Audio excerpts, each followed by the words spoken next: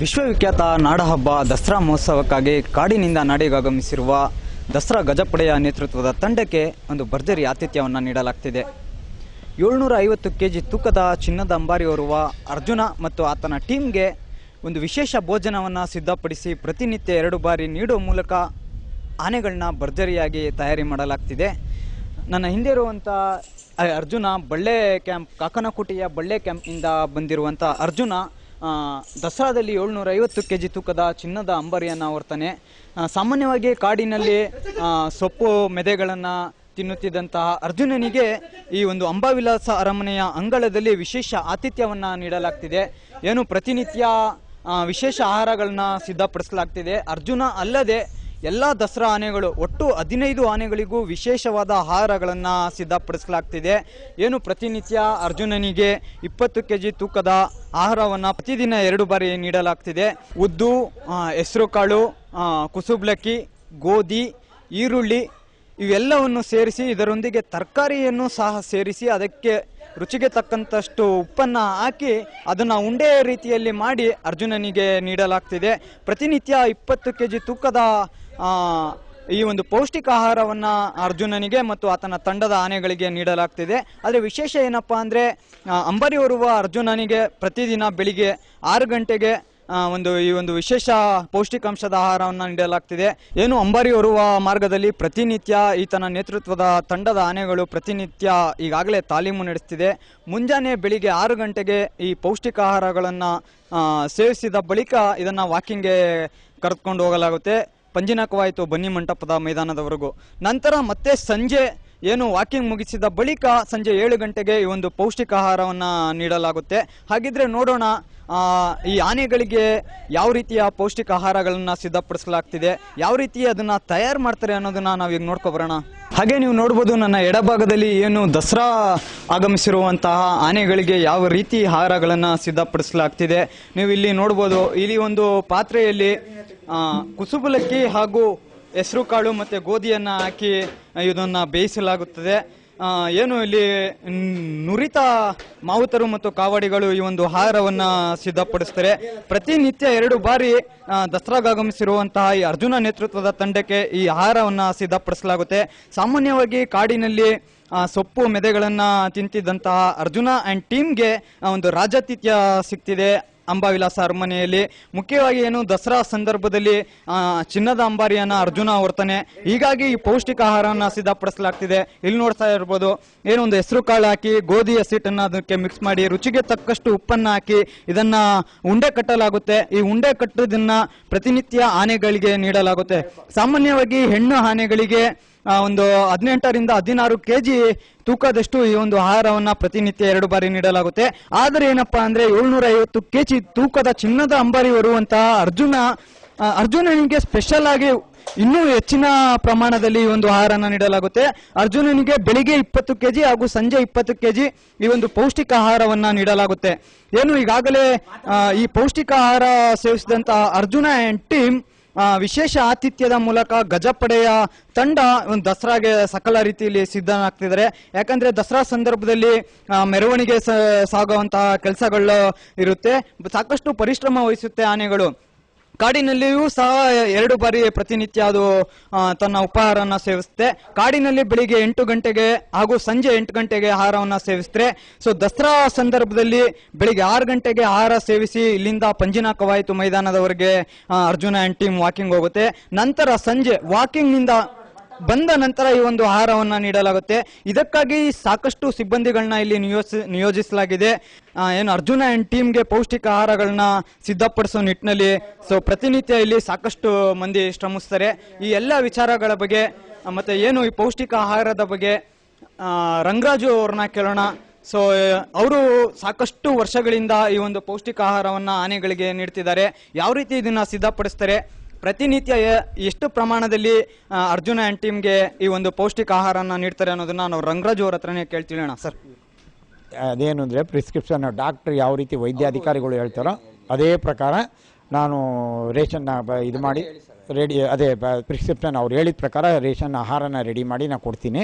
ಮತ್ತು ಇನ್ನೊಂದು ಏನು ಅಂದರೆ ಇದು ಕೊಡೋದ್ರಿಂದ, ಪೌಷ್ಟಿಕ ಆಹಾರ ಕೊಡೋದ್ರಿಂದ ಮೈ ಕಟ್ಟುತ್ತೆ, ಅದಕ್ಕೆ ಮತ್ತು ಒಂದು ಶಕ್ತಿ ಬರುತ್ತೆ ಮತ್ತು ಆನೆಗಳು ಚೆನ್ನಾಗಿ ಆಗ್ತವೆ. ಇದನ್ನು ನಾನು ಒಬ್ಬನೇ ಅಂತಲ್ಲ, ಇಲ್ಲಿ ಇರೋವಂಥ ರೇಷನ್ ಬೇಯಿಸೋ ಹುಡುಗರು ಇವರೆಲ್ಲ ಶ್ರಮ ಪಡೋದ್ರಿಂದನೇ ಈ ಆಹಾರನ ನಾವು ತಯಾರಿಸಿ ಕೊಡೋದ್ರಿಂದ. ಸರ್, ಪ್ರತಿನಿತ್ಯ ಎಷ್ಟು ಬಾರಿ ಕೊಡ್ತೀರಾ? ಇದನ್ನು ಬೆಳಗ್ಗೆ ಮತ್ತು ಸಂಜೆ 2 ಬಾರಿ ಕೊಡ್ತೀವಿ. ಅದೇ ಜೊತೆ ಕೊಡಬೇಕಾದ್ರೆ ಇದಕ್ಕೆ ಹೆಸರು ಕಾಳು, ಉದ್ದಿನ ಕಾಳು, ಗೋಧಿ, ಕುಸುಬ್ಲಕ್ಕಿ, ಆಮೇಲೆ ಈರುಳ್ಳಿ ಹಾಕಿರ್ತೀವಿ. ಈ ಥರ ಟ್ರೇಗೆ 2 ಆದಮೇಲೆ ಅದಕ್ಕೆ ತರಕಾರಿ ಮತ್ತು ಬೆಣ್ಣೆ ಹಾಕಿ ಮಿಕ್ಸ್ ಮಾಡಿ ಅವರು ಮಿದ್ದಿ ಆನೆಗಳಿಗೆ ಕೊಡ್ತಾರೆ. ಇದನ್ನು 2 ಬಾರಿ. ಮತ್ತೆ ಇಂಥ ಆನೆಗಳಿಗೆ ಇಷ್ಟೇ ಪ್ರಮಾಣದಲ್ಲಿ ಕೊಡಬೇಕು ಅಂತ ಏನಾದರೂ ಇದೆಯಾ ಅಂತ?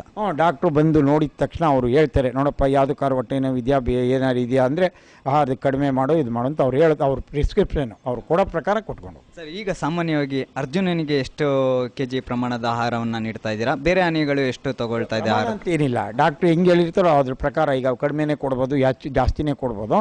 ಅವ್ರು ಹೇಳ್ದಂಗೆ ಈಗ ಚೆನ್ನಾಗಿದೆಯೇನೋ, ಯಾವ ರೀತಿ ಏನು ತೊಂದರೆ ಇಲ್ವಾ ಅಂದರೆ ರೇಷನ್ ಜಾಸ್ತಿ ಹಾಕ್ಕೊಂಡು ಹೋಗು, ಇಲ್ಲ ಒಂದು ಮಿನಿಮಮ್ ಒಂದು ಪ್ರಮಾಣದಲ್ಲಿ ಹಾಕ್ಕೊಂಡು ಹೋಗು ಅಂತಾರೆ. ಯಾವುದೇ ರೀತಿ ತೊಂದರೆ ಇದ್ದಂಗೆ ನೋಡ್ಕೊಂಡು ಹೋಗಿ ಅಂತಾರೆ, ಅದೇನೇ ಕೊಟ್ಕೊಂಡು ಹೋಗ್ತಾರೆ. ಈ ಆಹಾರನ ಯಾವ ರೀತಿ ಸಿದ್ಧಪಡಿಸ್ತೀರಾ? ಮೊದಲು ಏನು ಮಾಡ್ತೀರಾ, ಆಮೇಲೆ ಹೇಗೆ ಅಂತ? ಅದೇ ಸಾಮಾನ್ಯವಾಗಿ ಜನರಲ್ಲಿ ಕುತೂಹಲ. ಇಲ್ಲಿ ಕೆಲಸಗಾರರಿದ್ದಾರಲ್ಲ ಈ ಬೇಯಿಸೋರು, ಅವ್ರಿಗೆ ಫಸ್ಟ್ ಬಂದು ನೀರಿಡಿಸಿ ಅವ್ರಿಗೆ ಹೇಳ್ಬಿಟ್ಟು ಅದೇ ರೇಷನ್ ಕೊಡ್ತೀನಿ, ನೋಡೋ ಇಷ್ಟು ಹಾಕೋ, ಇವತ್ತು ಇಷ್ಟು ಹಾಕಬೇಕು, ಇಷ್ಟು ಹೇಳಿದ್ದಾರೆ ಅಂತ ಹೇಳ್ಬಿಟ್ಟು ಅವ್ರು ಅದ್ರ ಪ್ರಕಾರ ರೇಷನ್ ಹಾಕ್ತಾರೆ. ಫಸ್ಟು ಉದ್ದಿನ ಕಾಳು, ಗೋಧಿ ಹಾಕ್ತೀವಿ. ಆಮೇಲೆ ಅದಾದಮೇಲೆ ಚೆನ್ನಾಗಿ ಬೆಂದಾದಮೇಲೆ ಹೆಸರು ಕಾಳು ಮತ್ತು ಕುಸುಬ್ಲಕ್ಕಿ ಹಾಕ್ತೀವಿ. ಅದ್ರ ಜೊತೆ ಈರುಳ್ಳಿ ಹಾಕಿ ಚೆನ್ನಾಗಿ ಬೆಂದಾದಮೇಲೆ ಆ ಪಾತ್ರೆಯಿಂದ ತೆಗೆದು ಈ ಥರ ಟ್ರೇಗೆ ಹರಡಿ ಅದು ಚೆನ್ನಾಗಿ ಆರಿದ್ಮೇಲೆ ಅದಕ್ಕೆ ತರಕಾರಿ ಮತ್ತು ಬೆಣ್ಣೆ ಬೆರೆಸಿ ಬೆಳಗ್ಗೆ ಮತ್ತು ಸಂಜೆ 2 ಹೊತ್ತು ಕೊಡ್ತೀವಿ. ಸರ್, ಅರ್ಜುನ ಈಗ ಎಷ್ಟು ಕೆಜಿ ಅಂದಾಜಿನಲ್ಲಿ ಎಷ್ಟು ಅಂದರೆ ಈವರೆಗೂ ಎಷ್ಟು ಚೆನ್ನಾಗಿದ್ದಾನೆ? ಅದು ಲಾಸ್ಟ್ ಅಂಬಾರಿ ಮುಗಿದು ಮಾರನೇ ದಿನ ತೂಕ ಹಾಕ್ತಾರಲ್ಲ ಅವಾಗ ನಿಮಗೆ ಗೊತ್ತಾಗುತ್ತೆ. ಸರ್, ಹೆಣ್ಣಾನೆ ಮತ್ತು ಗಂಡಾನೆ ಎರಡಕ್ಕೂ ಒಂದೇ ಪ್ರಮಾಣದ ಆಹಾರನ? ಹೆಣ್ಣಾನೆಗೆ ಒಂದು ಸ್ವಲ್ಪ ಡಾಕ್ಟ್ರ್ ಹತ್ರ ಕಡಿಮೆ ಕೊಡು ಅಂತ ಹೇಳಿರ್ತಾರೆ ಗಂಡಾನೆಗಳಿಗೆ. ಯಾಕೆಂದರೆ ಹೆಣ್ಣಾನೆಗಿನ್ನ ಅದು ಗಂಡಾನೆ ಒಂದು ಸ್ವಲ್ಪ ಬಾಡಿಲಿ ಎಲ್ಲ ಇದರಲ್ಲೆಲ್ಲ ಇದಲ್ವೇ, ಆ ಥರ. ಸರ್, ಮತ್ತು ಸಾಮಾನ್ಯವಾಗಿ ಕಾಡುಗಳಲ್ಲೂ ಇಂಥ ಪೌಷ್ಟಿಕ ಆಹಾರಗಳನ್ನ ನೀಡಲಾಗುತ್ತಾ? ಕಾಡುಗಳಲ್ಲಿ ಯಾವ ಟೈಮಿಂಗಲ್ಲಿ ಅದು ಆಹಾರಗಳನ್ನ ಸೇವಿಸುತ್ತೆ? ಅಲ್ಲಿ ಏನು ಭಾಳ ಇಷ್ಟಪಡುತ್ತೆ ಅಂತ? ಕಾಡಲ್ಲಿ ಅದು ಮೇಯ್ಕೊಂಬರೋದ್ರಿಂದ ಅಲ್ಲಿ ಕಾಡಲ್ಲಿ ಭತ್ತ ಮತ್ತು ಬೆಲ್ಲ, ಕಾಯಿ, ಉಪ್ಪು ಹಾಕಿ ಕೊಡ್ತಾರೆ. ಇಲ್ಲಿ ದಸರಾಗೆ ಬಂದಾಗ ಈ ವಿಶೇಷ ಆಹಾರ, ಈ ಆಹಾರಗಳನ್ನ ಕಂಡಾಗ ಆನೆಗಳ ಹಾವಭಾವ ಹೇಗಿರುತ್ತೆ? ಮತ್ತೆ ಅದೇ ಈಗ ನೀವೇ ನೋಡಿ, ಈಗ ರೇಷನ್ ಕೊಟ್ಟು ನಮ್ಮ ಅನುಭವ ಪ್ರಕಾರ ಅವು ಬಂದಿದ ತಕ್ಷಣ ಈ ರೇಷನ್ ತಿನ್ನೋಕ್ಕಾಗಿಯೇ ಒಳ್ಳೆ ಲೈನಕ್ಕೆ ನಿಂತ್ಕೊಂಡ್ಬಿಡ್ತವೆ. ತಾಲೀಮು ಬಂದಿದ ತಕ್ಷಣ ಲೈನಕ್ಕೆ ನಿಂತ್ಕೊಳ್ತವೆ. ವೈದ್ಯಾಧಿಕಾರಿ ಇರ್ತಾರೆ, ಸಾಹೇಬ್ರುಗಳು ಇರ್ತಾರೆ, ಎಲ್ಲ ನಿಂತ್ಕೊಂಡು ನೋಡ್ತಾರೆ. ಇದು ರಂಗರಾಜು ಅವರ ಮಾತುಗಳು. ಇವ್ರು ಹೇಳ್ತಾ ಇದ್ದಾರೆ, ಏನು ವಿಶೇಷವಾಗಿ ದಸರಾಗೆ ಆಗಮಿಸಿರುವಂಥ ಅರ್ಜುನ ಆ್ಯಂಡ್ ಟೀಮ್ಗೆ ಪ್ರತಿ ಬಾರಿ ದಸರಾದಲ್ಲಿ ಪೌಷ್ಟಿಕ ಆಹಾರನ ನೀಡಲಾಗುತ್ತೆ. ಈ ಪೌಷ್ಟಿಕ ಆಹಾರ ನೀಡಿದರೆ ಅದರ ಮೈಕಟ್ಟು ಇನ್ನೂ ಹೆಚ್ಚಾಗುತ್ತೆ ಮತ್ತು ಮೈಕೈ ತುಂಬಿಕೊಳ್ಳುತ್ತೆ.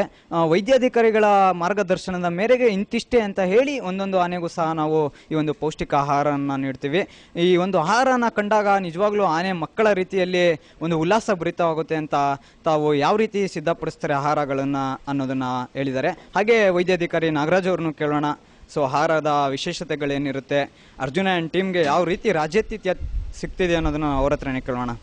ಹಾಗೆ ನಮ್ಮ ಜೊತೆ ಆನೆಯ ವೈದ್ಯಾಧಿಕಾರಿಗಳಾದ ನಾಗರಾಜ್ ಅವರು ಇದ್ದಾರೆ. ನಾಗರಾಜ್ ಅವ್ರನ್ನ ಕೇಳೋಣ, ಪ್ರತಿನಿತ್ಯ ಯಾವ ರೀತಿ ಆಹಾರಗಳನ್ನ ಸಿದ್ಧಪಡಿಸಲಾಗುತ್ತೆ, ಯಾವ್ಯಾವ ಪೌಷ್ಟಿಕಾಂಶಗಳು ಉಳ್ಳಂತಹ ಪದಾರ್ಥಗಳನ್ನ ಈ ಒಂದು ಆಹಾರಕ್ಕೆ ಬಳಸಲಾಗುತ್ತೆ, ಪ್ರತಿನಿತ್ಯ ಯಾವ ಟೈಮಲ್ಲಿ ಆನೆಗಳಿಗೆ ನೀಡಲಾಗುತ್ತೆ, ಎಷ್ಟು ಪ್ರಮಾಣದಲ್ಲಿ ನೀಡಲಾಗುತ್ತೆ ಅನ್ನೋ ಎಲ್ಲ ಮಾಹಿತಿಗಳನ್ನ ನಾವು ಅವ್ರ ಹತ್ರನೇ ಇವತ್ತು ಕೇಳೋಣ. ಸರ್, ಯಾವ ರೀತಿ ಆಹಾರ ಸಿದ್ಧಪಡಿಸಲಾಗುತ್ತೆ? ಈಗ ತಮಗೆ ತಿಳಿದಾಗೆ ಇಲ್ಲಿ ದಸರಾ ಮಹೋತ್ಸವಕ್ಕೆ ಬರ್ತಕ್ಕಂಥ ಆನೆಗಳನ್ನು ನಾವು 2 ತಂಡದಲ್ಲಿ ತರ್ತೇವೆ. ಸೊ ಮೊದಲನೇ ತಂಡದಲ್ಲಿ ಬಂದಂಥ ಆನೆಗಳಿಂದ ಅರಮನೆಗೆ ಯಾವಾಗ ಎಂಟ್ರ್ ಆಗುತ್ತದೆ, ಸೊ ಆ ದಿನದಿಂದಲೇ ನಾವು ಅವಕ್ಕೆ ವಿಶೇಷ ಆರೈಕೆಯನ್ನು ಮಾಡ್ತೇವೆ. ವಿಶೇಷ ಆರೈಕೆ ಅಂತ ಅಂದರೆ ಇಲ್ಲಿ ಹಸಿರು ಕಾಳು, ಉದ್ದಿನ ಕಾಳು, ಕುಸುಬ್ಲಕ್ಕಿ, ಗೋಧಿ ಇವಿಷ್ಟನ್ನು ನಾವು ಬೇಯಿಸ್ತೀವಿ.